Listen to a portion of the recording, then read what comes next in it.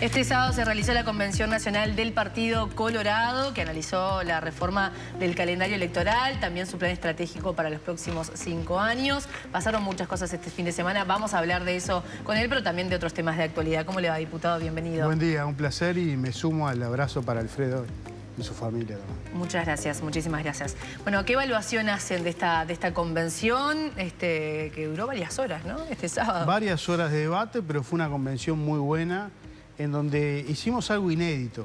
Por lo menos yo no tengo recuerdo que el Partido Colorado haya votado un plan estratégico para el trabajo político de los próximos 5 años. Fue un trabajo elaborado por un equipo durante muchos meses, un trabajo que aborda la integralidad del trabajo político, todo lo que tiene que ver con la parte ideológica. Estamos previendo la realización de un congreso ideológico del partido, todo lo que tiene que ver la presencia territorial del partido en el país. ¿Por qué un congreso ideológico del partido? Bueno, porque esto está previsto en la Carta Orgánica. El último congreso ideológico fue en el año 2012. Fue una propuesta que en su momento hizo Manuel Flores Silva y quedó establecido en la Carta Orgánica. Y es una instancia que nos sirve para reaccionar nuestras ideas, ponernos al día. Creo que es una buena cosa en tiempos de política tan líquida, en tiempos en donde quizás no se discuten los temas de fondo. Bueno, ir a nuestras raíces, discutir, creo que va a ser una buena cosa. Y después todo lo que tiene que ver con la cuestión diaria, cotidiana de funcionamiento del partido, lo que es la comunicación en estos tiempos donde es tan importante tratar de llegarle a la gente con nuestros mensajes, todo lo que tiene que ver también con el funcionamiento de los diferentes grupos de trabajo, de las prosecretarías. Fue un trabajo muy exhaustivo y el sábado lo discutimos, lo aprobamos y creo que va a ser muy importante para los próximos años. Uno de esos puntos es recorrer el país, ¿no? Escuchábamos más temprano a Andrés Ojeda diciendo, bueno, que no sean solamente los legisladores, sino que el partido vaya al interior. Y cuando uno piensa en el interior, no piensa tanto en el Partido Colorado, ¿no? Piensa como más en el Partido Nacional, pensando en la coalición, esa presencia más territorial. Sí, por supuesto, en el norte, por ejemplo, ¿no? Donde el Partido Colorado tiene intendencia y demás. Pero ¿por qué esa necesidad de recorrer todo el país? Y porque hay que estar, porque si no después la gente nos dice, ustedes vienen cada 5 años a pedirnos el voto, y el partido tiene presencia territorial en todo el país. En los departamentos funcionan los comités ejecutivos departamentales, en donde están nucleados los dirigentes, y de hecho este año ya hicimos 3 salidas al interior, ahí sesionó el comité ejecutivo, vamos a hacer 2 más antes de fin de año, y la idea es estar en permanente contacto con las distintas realidades, porque muchas veces lo que ocurre es que nos termina ganando quizás una visión montevideana y la realidad que se vive en el interior es muy distinta a la que se vive aquí en Montevideo y por tanto creo que es importante estar en los lugares, ir a visitar, escuchar a la gente, tratar de aprender de las realidades para tratar de articular una propuesta política que abarque, bueno, la realidad de todo el país. Y la idea es eso luego, por ejemplo, transformarlo en una batería de medidas para los próximos 5 años de la propuesta del partido. Exacto. De lo que se trata es de nutrirse permanentemente de las cosas que están pasando. Eso me parece que hace a la esencia misma de la política. La política es eso, la política es estar en el lugar, la política es escuchar a quienes están padeciendo esas problemáticas, a quienes viven cotidianamente con esas realidades. No se puede hacer política desde el mármol del Palacio Legislativo únicamente, aunque es importante estar ahí, legislar, pero también hay que representar a la ciudadanía y se representa estando en el lugar. Por eso nuestra obsesión con estar en cada uno de esos lugares y por eso hay una planificación de que el Ejecutivo esté entre este año y el año que viene sesionando en los 19 departamentos del país. Schifani Sanguinetti planteó la necesidad de ir hacia un sistema electoral como el de 1996. ¿Abrió el debate en todo el arco político este planteo?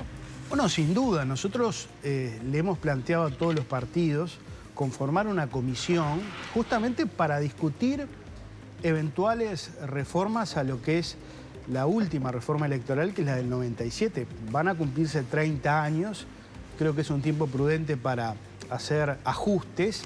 El doctor Sanguinetti plantea eliminar la interna, ir a la elección de octubre, eliminando también la imposibilidad de acumulación por su lema de diputados. es un planteo atendible, pero hay cuestiones que creo que son de común acuerdo de todos los partidos. Nosotros nos reunimos con el Frente Amplio, nos reunimos con el Partido Nacional, con el Partido Independiente, y creo que todos estamos de acuerdo que el proceso electoral es demasiado extenso. La idea es simplificarlo y acortarlo. Yo creo que ese es el sentido de nuestro planteo. El Frente nos dijo que después del presupuesto ellos nos iban a contestar si estaban proclives a generar ese ámbito. Vamos a esperar, eso va a ocurrir en diciembre, se va a aprobar el presupuesto en el Parlamento. Y yo creo que después es un buen tiempo para ponernos de acuerdo sobre algunos ajustes, porque aquí el problema de fondo es que la gente está cansada de tanta elección. Lo vimos en la última elección departamental. Aumentó el voto en blanco y no había clima porque es un desgaste para la ciudadanía, pero también es un desgaste para los partidos, desgaste económico, desgaste de militancia, desgaste de recursos. Entonces yo creo que se puede simplificar el proceso. Schifani, ¿y es solamente un tema de mecanismo o de extensión de las elecciones, o también los partidos políticos no han tenido las herramientas o muchas veces la capacidad de encantar a la gente? Bueno, yo creo que el proceso es muy largo, porque tú fíjate, vos tenés elecciones internas en junio de un año, y el proceso termina con elecciones al año siguiente, después de que asume el gobierno. Y una campaña electoral que empieza mucho antes, ¿no? Que empieza el año previo. Entonces, estamos prácticamente 2 años hablando de elecciones, en campaña electoral, con actos, con publicidad. Y eso creo que genera un cansancio. No eludo tu pregunta. Creo que los partidos tenemos que ser lo más originales posibles para no aburrir a la gente. El tema que también tenemos que hacer campaña, también tenemos que recorrer, también tenemos que venir a estos programas a hablar de nuestras propuestas. Y lo que termina ocurriendo es que te quita y te resta tiempo a la otra tarea, que es la tarea de gobernar, ¿no? Han coincidido todos los que hemos conversado. No puede ser que asuma un gobierno en marzo, que nombra a sus ministros y el país está en campaña electoral. Creo que tenemos que arbitrar algún ajuste para comprimir el proceso. Creo que se puede. Hay algunas propuestas que se han presentado. Ojalá se conforme este ámbito. ¿Y cree que va a haber quórum político? Porque también la gente en su casa decir, bueno, hay temas importantísimos en que los políticos no están logrando generar acuerdos, por ejemplo, designar un fiscal de corte y otros temas en común que también hacen, ¿no? Y que son bien importantes para el país. Y esto que significaría una reforma, ¿estarían dispuestos a conversar? Bueno, ojalá, eso se verá. Obviamente que al ser una reforma electoral que requiere un plebiscito, requiere un amplio consenso. Es claro que si el Frente Amplio no quiere avanzar en una reforma electoral, no avanzaremos. ¿Y la idea es avanzar antes de las próximas elecciones? Es que tiene que ser ahora, porque no podemos embarcarnos en una discusión en la campaña electoral. Tiene que ser a lo sumo el año que viene, claro. Pero ojalá podamos avanzar. Yo creo que, por lo menos de las conversaciones que tuvimos... ¿Con quiénes? ¿Esto es una propuesta de Sanguinetti o del partido? No, esto es una propuesta claro. que tomó el Partido Colorado. Okay. El impulsor, el que la sugirió, si bien no integra la orgánica partidaria hoy, pero es como el viejo de la tribu, ¿no? El que nos aconseja, Sanguinetti nos lo planteó, y fuimos a hablar con el Frente Amplio, con Fernando Pereira e integrantes del secretariado. Hubo un buen clima. Obviamente ellos pidieron tiempo porque estaban con otros temas, estaban con el presupuesto. Lo propio con el Partido Nacional, con el Partido Independiente. ¿El Partido Nacional qué les dijeron? Que estaban proclives a estudiar, porque este es un tema que sufre la ciudadanía en primer lugar. Nosotros lo vemos cuando vamos a buscar el voto, a hablar con la gente. Hay un hastío, hay un cansancio, y eso se demuestra. El voto en blanco en la elección departamental aumentó. Entonces, eso es demostrativo de que hay un conjunto de gente que va a votar porque es obligatorio, pero que ya está agobiada de tanta campaña, de tanto proceso electoral. Y todos en esto estuvieron de acuerdo. Después, si queremos empezar a introducir otros cambios, bueno, tenemos que alcanzar los consensos, pero si acortamos el proceso, yo creo que ganamos todo. Gana la democracia, gana la gente que no va a tener que sufrir tanta campaña electoral, y ganan los partidos que llegamos a la elección de mayo con la lengua afuera, cansados, económicamente, nuestra militancia, en fin, creo que es muy importante para el país poder avanzar en esto. Diputado, y en esta convención, ¿qué dijeron los convencionales colorados sobre presentarse bajo el lema Coalición Republicana? ¿Hay consenso sobre ese tema? No, ese tema no fue tratado en la convención. Hay una postura que el partido ya tiene desde hace muchísimos años, que es ir a la coalición republicana en los 19 departamentos. Yo creo que sobre eso prácticamente en el Partido Colorado no hay debate. Nosotros lo propusimos 2 veces, se lo propusimos al Partido Nacional en la última elección departamental, fuimos con una delegación del Comité Ejecutivo en el año 2022, ofreciendo la coalición departamental en los 19 departamentos. Lamentablemente eso solo se limitó a Montevideo, Canelones y Salto. Salto con una muy buena experiencia, así se obtuvo el gobierno. Y creo que la elección departamental también nos deja aprendizajes. Las derrotas de La Valleja y Río Negro, si hubiéramos ido en coalición departamental, no hubieran ocurrido. Entonces, yo creo que el gran desafío es poder llegar a la próxima elección departamental con coaliciones departamentales en todo el país. El otro día lo vi a usted en la presentación del libro de Pancho Fay, La Coalición Republicana, y allí estuvo Javier García, Andrés Ojeda hablando del tema, y fueron un poquito más allá de las intendencias, ¿no? Se habló ahí de un interés o de entender que la coalición republicana ya es un hecho, por lo menos para blancos y para colorados, y la idea de avanzar. ¿Cómo convive eso con el sentir colorado y, por ejemplo, esta propuesta de afiliaciones que se llama Colorado Siempre? Por un lado, me invitan a ser Colorado Siempre, pero por otro lado está la idea de tal vez ir bajo un paraguas común a las elecciones 2030. A ver, eso del lema común para la elección nacional es una idea que está allí, habrá que estudiarla, habrá que analizarla. El libro de Fay creo que es un elemento importante para discutir el tema, porque creo que los debates políticos y de estrategia política hay que darlos con evidencia, y el libro de Fay los recoge. Yo estoy empezando a leer ese libro, todavía no podría hacer un comentario, pero parto de la base de que... Igual le hablaba de lo que dijeron allá en... Sí, de que Fay es un hombre serio. A ver, nosotros no renegamos de nuestra identidad política. Somos colorados y vamos a seguir siendo siempre colorados. Aquí lo que se están discutiendo son cuestiones de ingeniería electoral, ¿no? ¿Cómo llegamos a la elección nacional de la mejor forma para, bueno, confrontar, competir con otra coalición, que es el Frente Amplio, que tiene dentro de sí distintos partidos? Entonces, ese es el debate que tenemos blancos y colorados para dar en estos próximos años. ¿Cuál es la mejor herramienta de ingeniería electoral? Pero yo siento que nada tiene que ver la identidad de los partidos. Partidos que van a cumplir 190 años de historia, que tienen una marca a esta altura muy fuerte en lo que es la historia del Uruguay, la historia política. Yo creo que eso no está en juego, y nosotros en ese sentido no le cedemos la derecha a nadie, porque somos de una generación que empezó a militar en el peor momento histórico del Partido Colorado, en la crisis del año 2002, y hemos estado al firme siempre poniendo el hombro y no renegamos en absoluto de nuestra identidad colorada.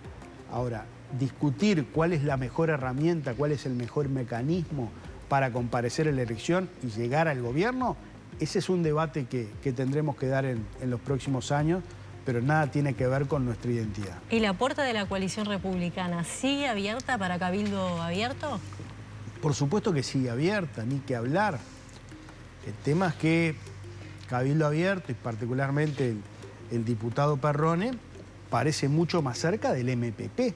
Yo no sé si ya no hizo un acuerdo con el Pacha Sánchez para integrarse al espacio 609.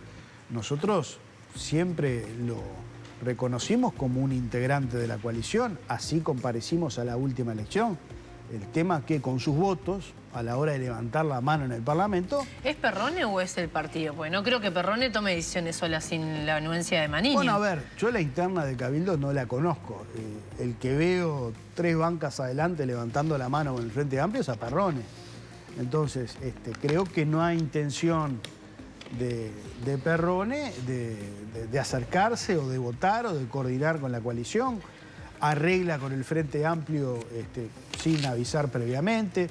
Nos enteramos que iba a votar la rendición de cuentas cuando levantó la mano. ¿Y de todas formas lo quieren adentro de la coalición republicana? Es que si nosotros pero queremos ganar, tenemos que abrazar a todo el mundo.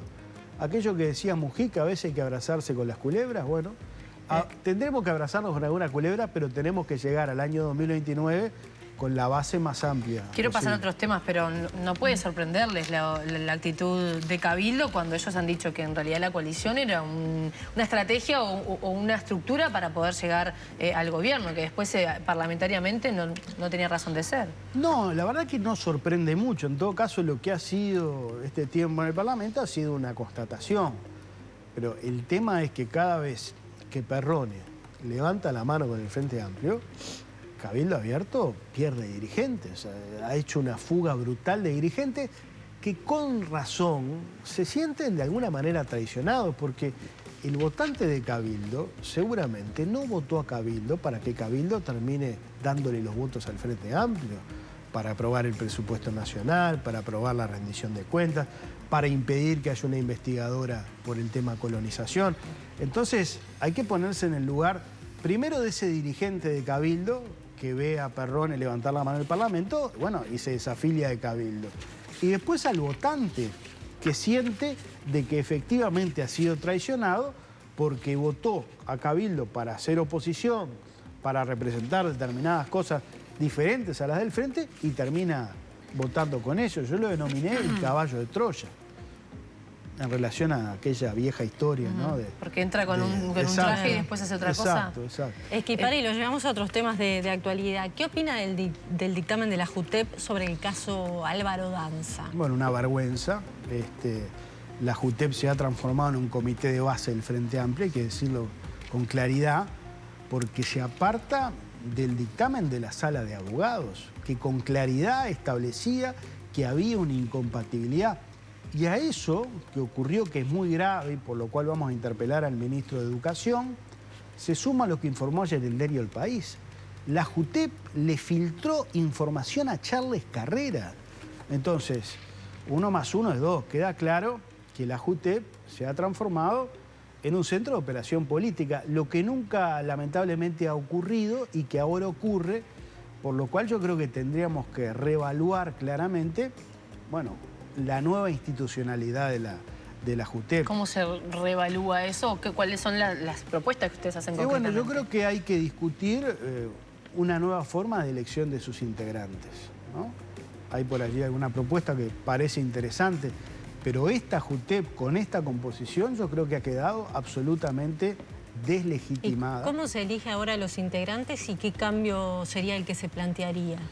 Bueno, ahora los integrantes se eligen con la venia del Senado de la República por mayoría simple, pero particularmente esta integración es una integración muy política. En el pasado había habido integraciones, sí, políticas, pero que guardaban un poquito de decoro. Tú no podés votar en contra de un informe categórico de tu sala de abogados. ¿Para qué tenés la sala de abogados si no vas a seguir lo que la sala te sugiere? Y hay que tener presente cómo llega la actual presidenta de la JUTEP al lugar donde está. La doctora Ferraris llega en sustitución de un integrante del Frente en el periodo anterior que fue removido por el Frente después de que votó el dictamen condenatorio, cuestionador del Antel Arena, ¿no? Entonces el Frente en aquel entonces, como el subdelegado se suma a cuestionar lo del Antel Arena, lo remueve y ahí llega Ferrari. Claramente, bueno, llega con un mandato de representar allí al Frente Amplio y no apartarse de lo que el Frente Amplio le diga. Entonces yo creo que eso le hace muy mal a la JUTEP y ha quedado deslegitimada y ha demostrado que no tiene ni transparencia ni ética y por eso la vamos a convocar al Parlamento para que brinde las explicaciones. Sí, me imagino la gente en su casa, ¿no? Que tal vez está por fuera de esos dimes y diretes políticos o contestaciones y dice, che, pero estaban esperando la resolución de la JUTEP para que el Frente Amplio tomara una decisión.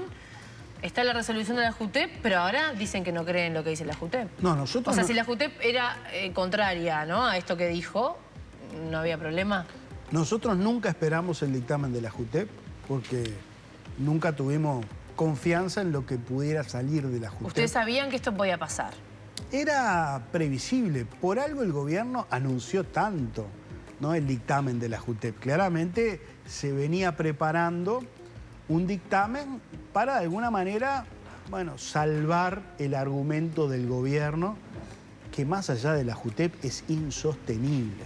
es insostenible que el señor Danza siga presidiendo ACE. Pero de todas formas renunció a algunos de sus cargos privados, ¿no? Sí, pero renunció, pero sigue violando la Constitución desde nuestro punto de vista, porque él fue 6 meses presidente de ACE y trabajó en otras mutualistas, pero además, según informó el diario El País, mientras ejerció la presidencia de ACE, el organismo contrató con las mutualistas en las que él trabaja. Entonces, con una mano Danza firmaba la contratación de las mutualistas y con la otra mano recibía el salario de esas mismas mutualistas que contrataba ACE. Entonces, es evidente que hay una incompatibilidad, que hay un conflicto de intereses. Entonces, podrán haber informes amañados como el de la JUTEP, pero todos, y no hay que ser constitucionalista, basta con leer el inciso 3º del artículo 200, es meridianamente claro. Bien, Schipani, están pasando cosas importantes también en el país. Hoy tenemos un paro de maestros, de profesores de secundaria, por un hecho de violencia tremendo en una escuela que rompe con lo que veníamos observando, que también era terrible en los últimos meses. Una batalla campal en esa escuela que motiva esta paralización. ¿Cómo observa usted que ha seguido de cerca los temas de educación? Bueno, estos temas la verdad que son preocupantes. Creo que la violencia que existe en la sociedad es un tema que lo estamos lamentablemente experimentando todos los días y la educación está inserta en esa sociedad y por tanto experimenta estas circunstancias. Creo que no habíamos visto quizás algo tan... Con tanta virulencia. Tan virulento y tan masivo. Pero bueno, creo que nos debe hacer reflexionar. Hay también una movilización fuerte de estudiantes y de docentes, no por este asunto, sino por cuestiones vinculadas al presupuesto educativo. Nosotros lo hemos dicho con claridad. Estamos en el peor presupuesto educativo de los últimos 15 años. No lo decimos nosotros, lo dice la Universidad de la República. Hay un informe que señala que tenemos que remontarnos al 2011 para tener una inversión educativa en relación al producto tan baja como la que se prevé para estos años, para no aburrir con números. No es lo que dice el gobierno. Bueno, es lo que dice la Universidad de la República a través de sus estudios, a través de sus informes. Fueron presentados en la Comisión de Presupuesto y nadie los ha controvertido y es lo que dicen otros analistas privados económicos. Actualmente estamos invirtiendo el 4,8% del producto en educación y vamos a terminar el quinquenio en el año 2029 con un 4,2%. Y hay que irse al 2011 para una inversión educativa tan baja. Por eso nosotros decimos que este presupuesto educativo es un presupuesto de recorte. Más aún cuando en campaña electoral el presidente de la República y todo el Frente Amplio propusieron un 6% del producto. Está en la página 25 del programa del Frente Amplio. No solo se está lejísimo de ese 6%, sino que el presupuesto en relación a lo que se invirtió en el periodo de la coalición baja su incidencia. El gobierno podría decirle, como me imagino ya le deben haber contestado, bueno, pero también como nos dejaron las cuentas, ¿qué pretendían? Mucho peor estaban las cuentas en el año 2020 y tuvimos pandemia y tuvimos sequía y tuvimos una fenomenal inflación y sin embargo logramos estándares de inversión educativa mucho más altos de lo que se tienen. La restricción fiscal parece que opera para determinadas cosas, pero para otras no. No hay restricción fiscal para María Dolores, para gastar 30 millones de dólares. No hay restricción fiscal para los 150 millones de dólares en colonización. Entonces, no es serio el argumento del Frente Amplio, reitero, porque nosotros recibimos al país con una situación fiscal mucho más compleja y eso no fue obstáculo para hacer todo lo que se hizo. Schipani, sobre el caso Cardama, ¿por qué dijo que el gobierno actual o Trump? Bueno, porque plantea el peor escenario y después de ese umbral tan alto empieza a negociar.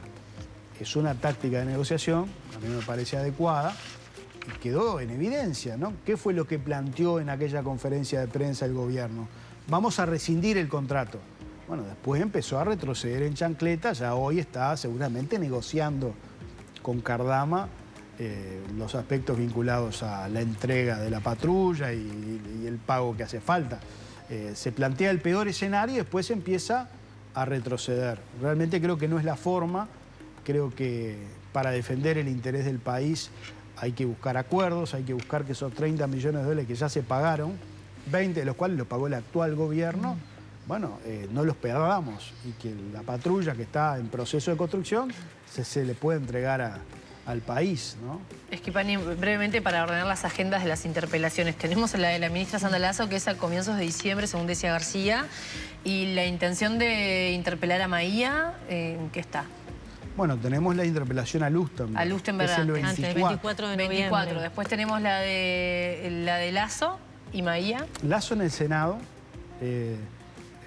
A Maía, bueno, hay que votarla, seguramente la votaremos esta semana y se agendará. ¿Se va a interpelar en diputados? Sí, sí. ¿Va a ser usted el miembro interpelante? No, tenemos que discutirlo en el marco de la coalición, pero entendemos que la situación de la JUTEP amerita que venga la JUTEP a dar explicaciones. Lo hacemos a través del ministro de Educación porque es el vínculo institucional con el Poder Ejecutivo, pero nos parece que es una interpelación muy buena para que la presidenta de la JUTEP venga a dar las explicaciones que no ha dado públicamente. Y yo me pregunto, ¿por qué hasta el día de hoy no se ha declarado reservado el informe de los abogados? ¿Por qué no se quiere explicitar y hacer público qué le informaron los abogados a la JUTEP? Bueno, esas cosas en la interpelación se van a tener que conocer. Y más allá de la persona que está al frente de la JUTEP, ¿ustedes entienden que debería haber una modificación en cómo es, digamos, la orgánica o la política de la JUTEP? Totalmente. Yo creo que hay que buscar una nueva forma de designar a sus integrantes, quizás con mayorías especiales, quizás requiriendo ciertas calidades, que sean ex magistrados, en fin. Pero claramente... Es raro una junta de transparencia que tiene un directorio político, ¿no? Es extraño, pero en el pasado convengamos que nunca habíamos tenido este problema porque se designaba gente que aseguraba imparcialidad. Ahora, cuando tú tenés a un militante político haciendo política partidaria, pasan estas cosas. Muy bien. Diputado del Partido Colorado, Felipe Schipani, gracias por la visita. Un placer. Ha sido un gusto. Gracias.